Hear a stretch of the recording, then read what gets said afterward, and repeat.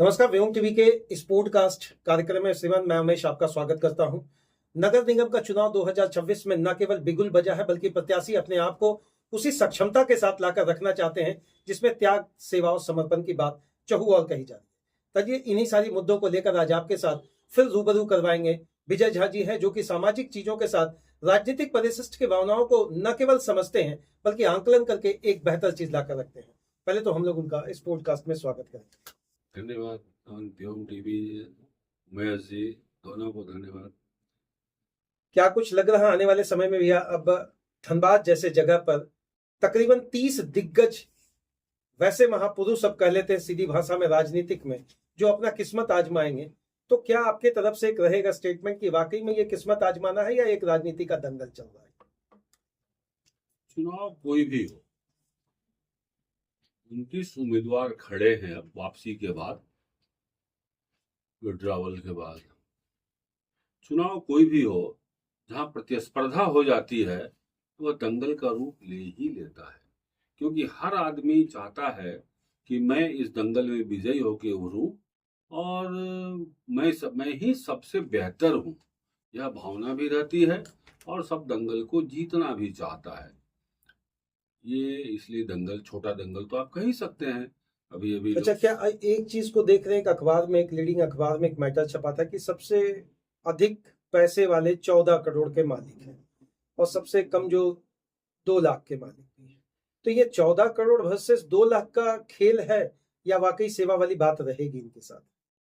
देखिए, राजनीति जहां आ जाता है वहां सेवा तो अब गौण, क्योंकि हम सब जानते हैं कि कट मनी भी एक बहुत बड़ा मुद्दा है जिसको कोई टच भी नहीं करता है, बोलता भी नहीं है। जो भ्रष्टाचार पर हमला करते हैं बड़े बड़े नेता, वह भी कट मनी पर नहीं बोलते हैं, भ्रष्टाचार पर बोलते हैं कि जीरो टॉलरेंस भ्रष्टाचार के खिलाफ, ये तो बोलते हैं, लेकिन कटमनी के खिलाफ हमारा जीरो टॉलरेंस रहेगा, ये किसी ने कहा क्या? तो कटमनी तो अब एक्सेप्टेड है, पूरी तरह से एक्सेप्टेड। अच्छा, नगर निगम का जो बजट को लेकर बात कहा जाता है, 2024-25 वाले बजट पर ही हम लोग आते हैं, तो as per Google report 585 crore का स्टेटमेंट दिख रहा है।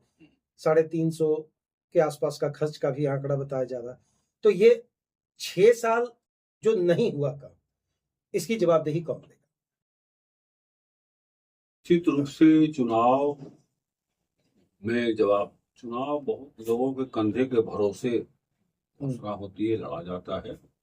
चुनाव हुआ ही नहीं तो लोग भाग कैसे लेते? अब उसमें राज्य सरकार कितनी दोषी है, केंद्र सरकार कितनी दोषी है?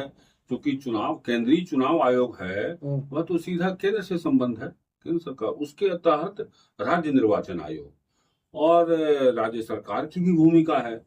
इसलिए सबकी अपनी अपनी भूमिका है। इसलिए कहीं न कहीं, और कुछ लोगों ने कभी जाति सर्वे होना चाहिए तो कभी कुछ सर्वे होना चाहिए, सब लेकर के न्यायालय का भी दरवाजा खटखटाया।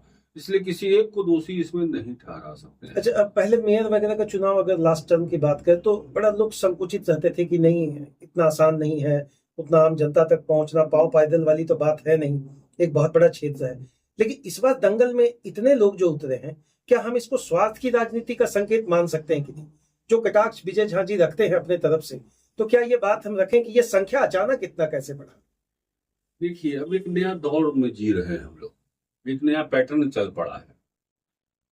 पहले अपराध करो, धन अर्जित करो, जम के अपराध करो, जो जी में चाहे रंगदारी गुंडा टैक्स लो, चाहे अवैध उत्खनन करो या कुछ भी करो, कुछ भी गलत काम करो, धन अर्जित कर लो। अब उसको समाज में सम्मान पाने के लिए राजनीति में प्रवेश कर जाओ और उसी धन के सहारे राजनीति में सफल हो जाओ, फिर सारे अपराध ढक जाएंगे, कोई जितने भी ब्लैक स्पॉट है वो मिट जाएंगे। ये एक दौर चल रहा है और इसी को लोग आजमाना चाहते हैं। इसीलिए मैंने मतलब ये मानकर चले कि एक अच्छा संरक्षण मिल जाता है क्या? हाँ, संरक्षण मिल जाता है। वो राजनीति में जब सफल हो जाएगा तब तो वो फिर लोग उसको विशेषाधिकार मिल जाएगा, प्रशासन में बैठे लोग भी उसको सैल्यूट करेंगे, क्योंकि ये जनप्रतिनिधि है। जिस अपराधी को शायद मिलने के लिए दरवाजे पर वो बैठा दे 1 घंटा, लेकिन यदि वो राजनीतिक जामा ओढ़ लिया उसके बाद उनकी भी मजबूरी हो जाएगी। मैं तो डीसी एसपी की बात कर रहा हूँ, वो भी उसको विशेषाधिकार के तहत सैल्यूट देंगे। तो यह जो पकड़ लिया है लोगों ने, इसलिए अपराध की दुनिया से अब राजनीति में प्रवेश करो और उसको राजनीतिक जामा पहन लो, और उसके बाद फिर कुछ कहना ही नहीं है। जनता भी मतलब ये मान के चलें कि सीधा अब सेवा का अपराधीकरण हो गया, राजनीतिक सेवा का अपराधीकरण हो गया। 70-80 के दशक में बात होती थी राजनीति का अपराधीकरण। देखिए, पहले अपराधी राजनीति में नहीं थे, ऐसी बात नहीं है। मैं एक घटना जानता हूँ 80 का। 1980 में एक नेता बिहार के हिस्सा हुआ करते थे, एक नेता सर्किट हाउस में ठहरे हुए थे। हम लोग किसी काम के सिलसिले में, कोई सामूहिक काम था, गए थे वहीं पर। उस समय बड़ा कुख्यात था धनबाद का एक आदमी, उनके पास पहुंच गया। बोले तुम निकलो। कैसे हिम्मत हुआ हमारे पास आने का भी, क्योंकि 9-10 बज रहा था, सब कोई था। तो बोला तुमको हिम्मत कैसे हुआ आने का?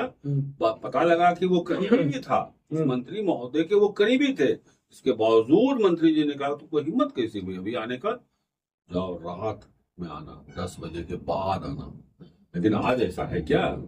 आज पहली पंक्ति में वही बैठे मिलेंगे। अगर आप मीटिंग में जाएंगे तो ऐसे तमाम दागदार जो लोग हैं वो पहली पंक्ति में बैठे मिलेंगे। 80 के दशक में हम लोग देखते थे, जो जुड़े हुए थे पार्टी से या नेता से आते थे, वो चुपचाप पीछे बैठते थे। तो जनता डरे या अपने वोट का अभी संसाधित जो उसके पास एक संवैधानिक अधिकार है उसका प्रयोग करके उन लोगों को चोट दे, या उनसे डरे? क्या करें? अब तो चूंकि अब राजनीतिक लोगों को भी सत्ता की भूख इतनी हो गई है, वो जानते हैं कि अपराधी है, लेकिन सत्ता इसके माध्यम से आ सकता है, तो वह उसका अपराध भूल जाते हैं और उसको गले लगा लेते हैं, अपना लेते हैं। उसी का आज परिणाम है कि लोकसभा में 225 में कई बार कह चुका, 221 दागी, हाँ 251 दागी अपराधी पहुंच गए हैं। आखिर में वो हमारे आपके वोट से ही पहुंचे हैं। इसलिए अब अंतिम जो जिम्मेवारी है वो देश के मतदाताओं की है। आप यदि चाहते हैं कि नगर निगम स्वच्छ लोगों के हाथों में रहे और अच्छे लोग रहें, दागदार नहीं रहें, तो पहले अपने वोट का उपयोग कीजिए। मुझे याद है 1990 में टीएन सेशन हुआ करते थे चुनाव आयुक्त। पूरे देश में इतना उन्होंने नाम कमाया था, क्या पक्ष क्या विपक्ष कोई उनका विरोध नहीं करता था। जो वो आदेश पारित कर देते थे सब, क्योंकि उनके मंशा में किसी के खिलाफत, किसी को सत्ता में पहुंचाने का, किसी को सत्ता से हटाने का उद्देश्य नहीं था। उनका था स्वच्छ चुनाव हो, पारदर्शी चुनाव हो, और लोकतंत्र का सबसे जो मजबूत कड़ी है वह चुनाव है।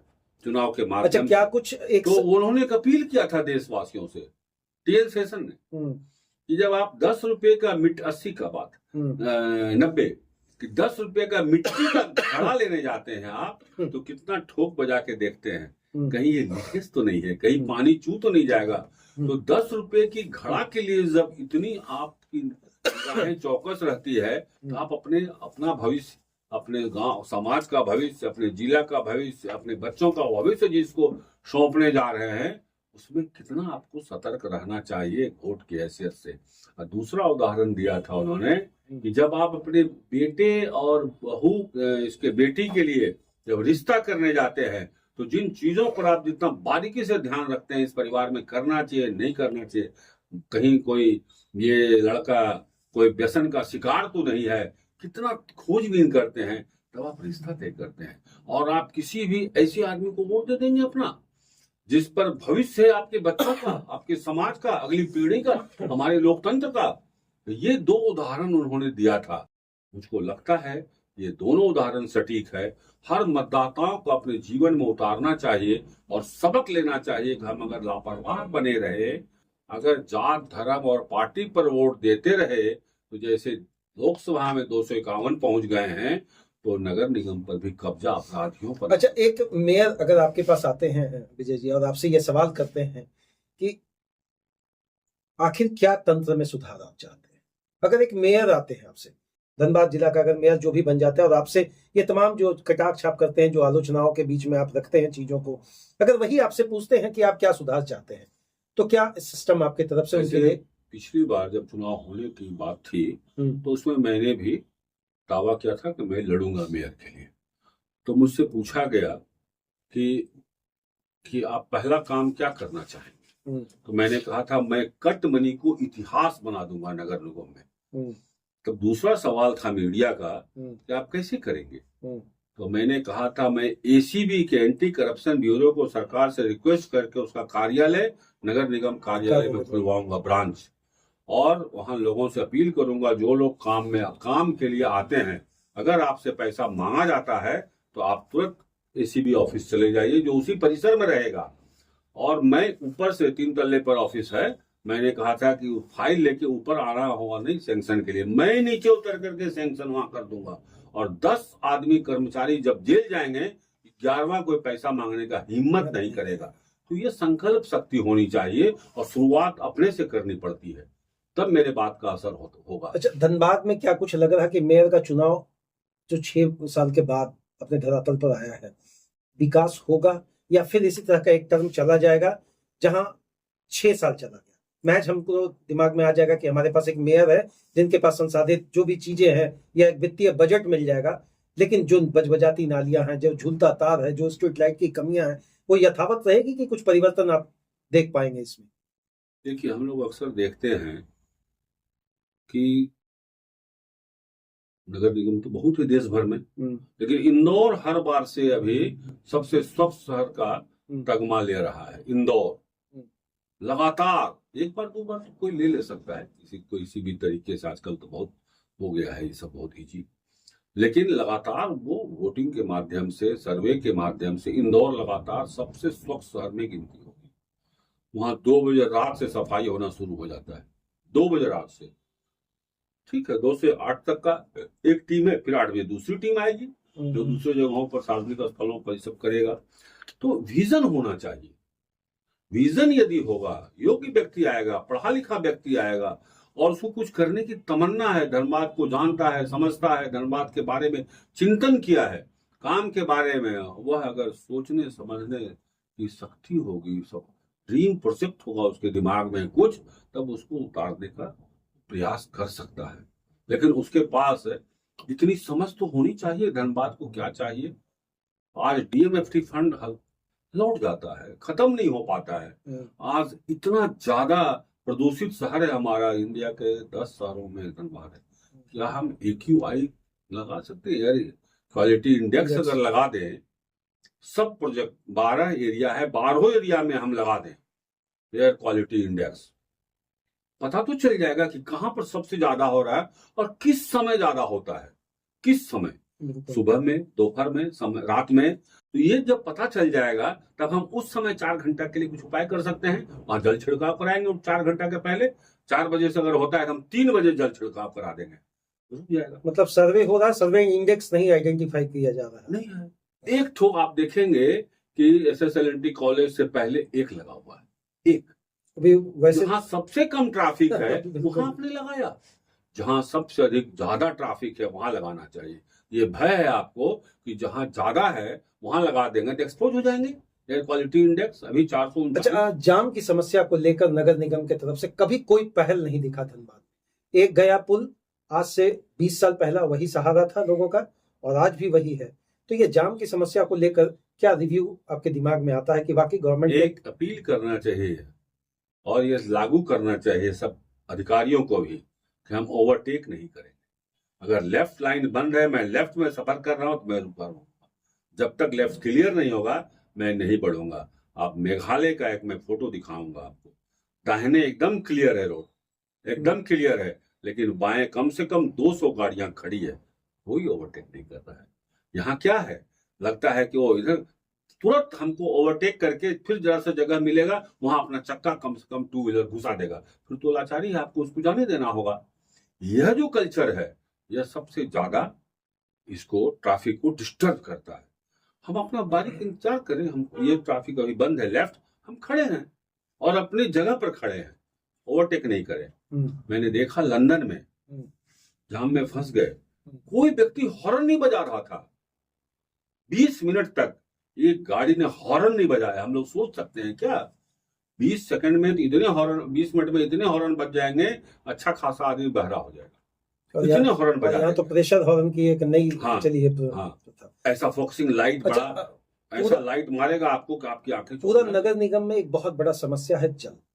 अगर आर्थिक स्थिति से संपन्न है तो लोग अपने दरवाजे पे पानी ले लेते हैं, खरीद लेते हैं, लेकिन नगर निगम जल को लेकर बस इतना ही कहती है कि जल ही जीवन है। जीवन उसके टंकी पे लिख दिया जाता है, उसके ऑफिस में लिख दिया जाता है, और स्वच्छता अभियान का जो बैनर बड़ा बड़ा बन जाता है उसमें जल ही जीवन है।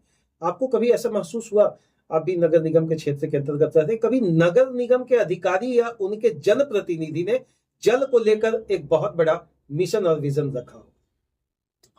जब नेशनलाइजेशन हुआ, राष्ट्रीयकरण हुआ कोयलों का, तो उसके बाद जहां जहां भारत कोकिंग कोल के कर्मचारियों का निवास था, हर जगह वाटर फिल्टर प्लांट लगाया गया था। अच्छा, सारी जगह वाटर फिल्टर प्लांट बीसीसीएल ने लगाया, और फिल्टर होता था और सप्लाई होता था पानी। वो सारे आज मरना सन है, मरना सन है। तो आज 55 वार्ड है, हो सकता है 10 फिल्टर प्लांट से, एक प्लांट से 4 वार्ड को अगर हम करें या 5 वार्ड को करें तो प्लानिंग कर सकते हैं। 10-12 बना देने से और बिल्कुल कहीं स्वच्छ पानी मिल और जाएगा। आधा तो बीसीसीएल वाले को खाली हमको थोड़ा सा उनको ठीक ठाक करना होगा, और आधा तो वही काम मिले दे सकते हैं हम लोग बीसीसीएल का।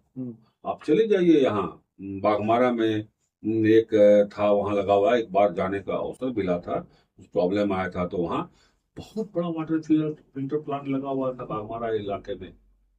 वाटर फिल्टर प्लांट आपका टीला कॉलोनी में लगा हुआ था। तो इस तरह वाटर फिल्टर प्लांट 10 या 11 वाटर फिल्टर प्लांट लगा दें तो इतने भूगर्भ जल है जिसको बाहर फेंकना पड़ता है बीसीसीएल का अंडरग्राउंड माइनिंग में खतरा ना हो जाए मजदूरों को, तो हम तो पानी फेंकते ही हैं। आप चले जाइए, अंगारपत्थरा से गुजरते होंगे आप बाएं बगल नजर डाल दीजिए, कतरी नदी में पुल से ऊपर से ही नीचे देखिए कितना पानी डिवाटरिंग होते रहता है। तो पानी तो हम उलीझ रहे हैं कि मजदूर न फंस जाए कि अंडरग्राउंड, उसको सिर्फ सिस्टम में लाने की जरूरत है। पानी का क्यों अभाव होगा? यहाँ तो माइंस, हर माइंस में पानी है, हर माइंस में उस पर ध्यान नहीं है, मनसा नहीं है, मनसा है, साफ नहीं है कि प्लान नहीं है, विजन नहीं है, कोई प्रोजेक्ट नहीं है, कोई ड्रीम नहीं है कि हम कैसे करें। अच्छा, नगर निगम जल के मामले में बिल्कुल नगण्य अपनी स्थिति और भूमिका निभाती है, लेकिन जब बात आता है होल्डिंग टैक्स का, बात आता है सेस चार्ज का, तो दुकान में जाकर ये कहा जाता है आपको ट्रेड लाइसेंस बनवाना है, अगर ये नहीं बनवाते हैं तो बिजली कनेक्शन नहीं मिलेगा। बहुत सारा ऐसा सब क्लॉज लगा दिया गया। तो क्या लगता है कि नगर निगम अपने कार्य में को सुगमता नहीं कर पा रही है और लोगों से सेस के नाम पर लगातार चीजों को बढ़ाती जा रही है? देखिए, ये अगर बढ़िया टीम जीत करके आता है तो उसका असर पड़ेगा, पूरे काम काज पर उसका पॉजिटिविटी दिखने लगेगा, क्योंकि उनके पास फंड का अभाव नहीं रहेगा। वो डीएमएफटी फंड से ले सकते हैं, सीएसआर फंड से ले सकते हैं, स्पेशल योजना बना के सरकार को दे सकते हैं, तो सरकार जल विभाग से दे सकता है। लेकिन योजना तो बनाइए, आप प्लानिंग तो कीजिए। 32 लाख की आबादी है मेरी, 32 लाख को हमको पानी पहुंचाना है, एक व्यक्ति को कितना पीने के लिए चाहिए और बाकी कामों के लिए कितना चाहिए, तो हम उसको प्लानिंग तो करें। जब प्लानिंग करेंगे तब सरकार की बारी आती है। अच्छा, एक जब भी कोई योजना आता है तो इस योजना की बात अगर हम लोग इस तरीके से समझ लें कि कहीं ना कहीं अधर में लटक जाता है। आप जिस जगह पे रह रहे हैं, कतरास में एक बहुत बड़ा टंकी बोला जा रहा, 15 लाख लीटर का टंकी वो बन रहा है, लेकिन कभी भी एक सेशन में पूरा नहीं होता कोई भी योजना। चाहे आप बड़ा कोई भी योजना कर लें, 4 लेन से 8 लेन की बात कर लें, या टंकी का निर्माण कर लें, सोलर पैनल लगने की बात कही गई, अब मेट्रो की बात कही जा रही है, तो इतना लंबा समय अधर में लटकने का क्या कारण? इसके पीछे गेम प्लान होता है। जैसे यदि टाइम है, हमको 2 साल में बनाना था और 2 साल में आधा बन पाया या आधा से कुछ ज्यादा बन पाया, आधा से कम बन पाया, तो अगर ड्यूरेशन में वृद्धि होती है तो 15% बजट की वृद्धि हो जाती है। तो 15% चूंकि किसी को फायदा हो जाएगा, वो क्यों चाहेगा कि काम हो? उसको पेनलाइज होना चाहिए, उससे काम छीन लिया जाना चाहिए, उसको पेनल्टी होना चाहिए, उसको ब्लैक लिस्टेड होना चाहिए। जिस दिन प्रशासन यह काम करने लगेगा, देखिए टाइम पर हो जाएगा, टाइम पर हो जाएगा। मतलब पूरा सिस्टम पनिशमेंट से बियॉन्ड है, इसलिए कहीं ना कहीं उसका फायदा उठा रहे। 2010 का चुनाव आप अगर देखेंगे तो इंदु जी जीते थे, उस समय डॉक्टर शिवानी झा दूसरे स्थान पर रहते, आपकी पत्नी भी हैं, तो वो लड़ने के लिए आगे बढ़ी, लेकिन ऐसा क्या दिखा कि 2026 में डॉक्टर साहिबा आगे नहीं। देखिए ये हाँ भी अब हेल्थ प्रॉब्लम भी है उनको और उम्र भी हो गया अब। हम लोग तो वो लोग हैं ना जो कहते हैं तो करते हैं, अपने पर उतारते हैं। उन लोगों में नहीं है कि दूसरे के लिए 75 साल, मेरे लिए 85 भी नहीं। तो इस कैरेक्टर मानसिकता के हम लोग कभी नहीं रहे। जो कहा वो किया, तो मान लेते हैं हम लोग कि रिटायर हैं हम लोग। अब हेल्थ कारण हो, एज कारण हो, जो भी हो, क्योंकि नहीं रिप्लेसमेंट अभी अभी उनका हुआ है, मूवमेंट नहीं कर सकते हैं। और हम लोग वैसा गुंडा घराना के कभी रहे नहीं, दबंग है नहीं कि मेरे नाम से वोट मिलेगा या बूथ लूट लेंगे। अच्छा, तो किसी न किसी को तो भीतर खाने समर्थन की बात आएगी, लोग तो आते होंगे, मिलते होंगे सामाजिक स्तर पर, राजनीतिक स्तर पर, तो विजय झा जी का ध्यान किस ओर जाएगा? क्योंकि ये ओपन प्लेटफॉर्म पे करना मुश्किल है, लेकिन मन में तो एक पिक्चर है जरूर। बस पहले बात होती थी चाल चरित्र चेहरा की, चाल चरित्र चेहरा ये बात की जाती थी। हम आज भी अडिग हैं उस पर। चाल चरित्र चेहरा को ध्यान में रखिए। आप अपने घर और दुकान के लिए कहीं बाहर जा रहे हैं, आप 10-15 दिन, महीना दिन के लिए, 20 दिन के लिए, आप घर दुकान मकान की चाबी किसको देके जाएंगे? जिस पर आपको भरोसा होगा, जिसके चरित्र पर भरोसा होगा, जिसकी ईमानदारी पर भरोसा होगा, जिसकी मेहनत पर भरोसा होगा, उसको आप चाबी देके जाएंगे 15 दिन के लिए, न कि किसी राह चलते आदमी को दे देंगे। आप अपना वोट भी वैसे ही तौल करके दीजिए, नेक नीति पर दीजिए, चरित्र पर दीजिए, ईमानदारी पर दीजिए, उसके 10-20 साल का इतिहास भूगोल का आकलन करके दीजिए। देखिए स्वरूप। अच्छा, धनबाद जैसा एक सीधा भाषा में कहें, जहां रेवेन्यू की कहीं से किसी चीज में कमी नहीं है, रेल में, सेल में, कहीं भी देख ले, लेकिन विकास का अगर पैमाना उस रेवेन्यू से मापा जाता है तो बहुत निचले ग्राफ, निचले पायदान पर वो अंकित दिखता है। तो ये केवल एक मनसा की बात रख लें या अनदेखी भी प्रशासनिक तौर पर या सरकार के ढांचे की तरफ से की जाती है? नहीं, सत्ता में जो बैठे हैं, पद पर जो बैठे हैं, जिनकी जिम्मेवारी है, हम उनको लापरवाही भी कहेंगे, क्योंकि बॉम्बे के बाद सबसे अधिक राजस्व देने वाला धनबाद रेल है, सेकंड इंडिया में। लेकिन इसके बावजूद जो पूरा देखा जाए यदि, तो रेल सेवा जो आबादी हमारी उसके हिसाब से नहीं है। जो आबादी है, जितने बच्चे बाहर पढ़ते हैं, जितने लोग बाहर में काम करते हैं, उसका सबसे जीता जागता उदाहरण है जब छठ होता है, सब लोग अपने घर आना चाहते हैं। किस परिस्थिति में कैसे आते हैं? वो भेड़ बकरी से भी ज्यादा बदतर स्थिति में आते हैं। क्या सब बैठे हुए जो कुर्सी पर, उनको पता नहीं है इतने लोग बाहर हैं, वो सब लौटेंगे? व्यवस्था हो। सरकार तरफ से तो बात कहती जाती है, हमने वंदे मातरम चला दिया, हमने ये चला दिया, अब हमारी बारी मोनो रेल चलाने की है। बयान तक सीमित है, बहुत सी बातें बयान तक सीमित है। और जनता को भी मैं दोष इसलिए दूंगा कि जनता भी जहां उसका मौलिक अधिकार का हनन हो रहा, आप इतना लंबा टैक्स देते हैं, होल्डिंग टैक्स देते हैं, तो आपका अधिकार भी तो है, आप उस अधिकार के लड़िए, अड़िए। अभी हम फील्ड में निकल रहे हैं तो डाउन टू अर्थ जो भी सवाल आता है उसमें कहते हैं आप आम आदमी की तरफ से, किसको सुनाए, कौन सुनेगा, इसीलिए संख्या आयोग बना दिए। तो एक डर भी होता है हम जनता को कि हम आवाज उठाए, कल हम पर FIR ना हो जाए, दबंग आकर दबा ना दे। तो ये किसको सुनाए, कौन सुनेगा? अगर इसी तरीके से हर लोग धीरे धीरे अपनी कर्मठ भावनाओं से अपनी बात को बंद रखेंगे तो एक समय तो बहुत बड़ा और अराजकता और बढ़ेगी, घटेगी नहीं। इसलिए हो सकता है हमको नुकसान होगा, लेकिन अपनी बात कहने की आदत जब रहेगी तभी तो आने वाली पीढ़ी भी प्रेरित होगी, तभी तो आने वाली पीढ़ी गूंगी पैदा होगी। सामाजिक अधिकार के मामले में वह गूंगा हो जाएगा, लेकिन नहीं बोलेगा कि हमको पानी नहीं मिल रहा है, मतलब नहीं बोलेगा कुछ भी हो जाना है, धृतराष्ट्र बनना है। हाँ, ये जो है ना, ये देखिए ऐसा हुआ क्यों, ये भी तो सोचिए, आखिर में ऐसा हुआ क्यों? गांधी जी ने एक नारा दे दिया, अंग्रेजों भारत छोड़ो। उस समय कानून बनाने की हैसियत तो नहीं थी, हम तो गुलाम थे, लेकिन सारे लोग सड़कों पर उतर गए। क्यों? उनकी बात में विश्वास था, लोगों को भरोसा था, ये कह रहे हैं, ये ईमानदार है उसके प्रति। इसलिए आज जब नेतृत्व वर्ग में समाज का जो नेतृत्व कर रहा है, जब उनका पृष्ठभूमि देखिएगा आप कैसे भरोसा कर सकते हैं जो दिन रात खुद लूट रहा है और हमको ईमानदारी का पाठ पढ़ा रहा है? तो ये भरोसा का संकट हो गया है, भरोसे का संकट। अच्छा, वो दोहा कबीरा जी वाली बात आता, कबीरा खड़ा बाजार में मांगे सबकी खैर, ना काहू से दोस्ती ना काहू से बैर। अगर ये स्थिति रहा तो आंख बंद कर लेना है, या कबीर जी के चीज को भी गलत ढंग से रख दिया जा रहा? इसीलिए मैंने कहा कि आने वाली पीढ़ी अगर यही स्थिति रही तो गूंगी हो जाएगी। एक उदाहरण है अपने सामने, अपने अधिकार के लिए किसान लड़ता रहा, सड़कें खोद दी गई 10 फुट, कीलें गाड़ दी गई, ठीक नहीं वो अंततः क्या हुआ, तीनों कृषि बिल फाड़ दिया गया। जिन लोगों ने लाया था उन्हीं लोगों ने अपने हाथ से फाड़ा और कहा हम समझाने में विफल रहे।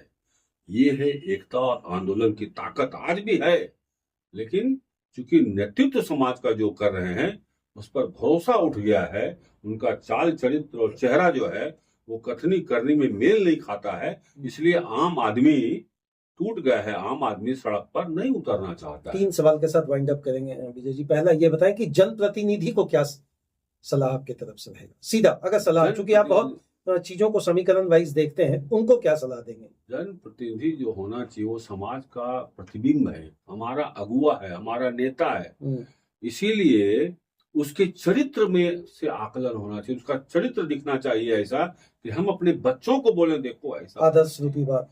और हम तो सही जनप्रतिनिधि उसको मानते हैं जिसके साथ हम अपने बेटे और बेटियों को भी स्कूल भेजने की हिम्मत कर सके कि स्कूल छोड़ आइएगा जा रहे हैं तो। आज है क्या कोई गार्जियन अपने नौजवान बेटा बेटी को किसी प्रतिनिधि के साथ स्कूल भेजने के लिए हिम्मत कर सकता है कि जाइए छोड़ दीजिएगा?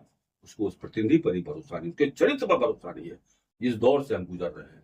अधिकारी को क्या सलाह देंगे? अगर नगर निगम, अगर आपके कोई भी अधिकारी आपकी बात को अगर सुन रहे तो क्या उनके दिमाग पे बात जाए? मैं चाहता हूं अधिकारी बहुत मेहनत से, बहुत कठिनाई से परीक्षा पास करके प्रतिस्पर्धा में वो कितनों को बीट करके आज उस स्थान पर आप पहुंचे हैं। आपका जीवन पूरा एक कह सकते हैं कि सुरक्षित है। जब तक आप जॉब में रहेंगे सैलरी, उसके बाद पेंशन, ये फिर आप समाज में जो चीज बुराइयों को आपने देखा है उस पद का उपयोग कीजिए और उन बुराइयों को मिटाने का संकल्प लीजिए। कहीं कहीं कोई ऐसे अधिकारी आते हैं, जैसे हरियाणा में एक अशोक खेमका है, 7 और 8 महीने में उनका ट्रांसफर हो जाता है, लेकिन कभी विचलित नहीं हुए वो जब तक रहेंगे एकदम 24 कैरेट सोना की तरह काम करते हैं। भले फिर जानते हैं कि हमको ये इसमें बड़ा मंत्री का पैरवी है, हम नहीं कर रहे हैं, कल हम हटा दिए जाएंगे। आज तक आम जनता से क्या आम जनता से क्या आम जनता से यही अपील है, ये वोट का अधिकार है। ये आजादी के बाद आम आदमी को ये जो मौलिक अधिकार मिला, ये बहुत बड़ी चीज के लिए हजारों लाखों लोगों ने कुर्बानियां दी है, अपना जीवन कुर्बान कर दिया, फांसी पे चढ़ गए, आजीवन कारावास भोगा, सेलुलर जेल में रहा जहां एक दिन नहीं रह सकता आदमी, वहां वर्षों वर्षों रहा। इसलिए उसका त्याग तपस्या को जाया मत होने दीजिए। अपने उस अमूल्य वोट का उपयोग कीजिए जो उनके बदौलत मिला, उनकी लड़ाई, उनके संघर्ष, उनके त्याग के बदौलत जो हमको मिला है, उसका सही उपयोग कीजिए। उसको 500 रुपया, 1000 रुपये, 2000, 10,000 में किसी स्वार्थ में बेचिए मत, और उसको जात धर्म और पार्टी पर कुर्बान मत कीजिए। भले मेरा विरोधी हो लेकिन योग्य व्यक्ति है तो उसको वोट दीजिए, क्योंकि आप धनबाद के लिए वोट कर रहे हैं, धनबाद की बेहतरी के लिए वोट कर रहे हैं। इसलिए वोट को जाया मत, वोट का समुचित उपयोग कीजिए जिससे उनके जो त्याग थे जाया नहीं जाए।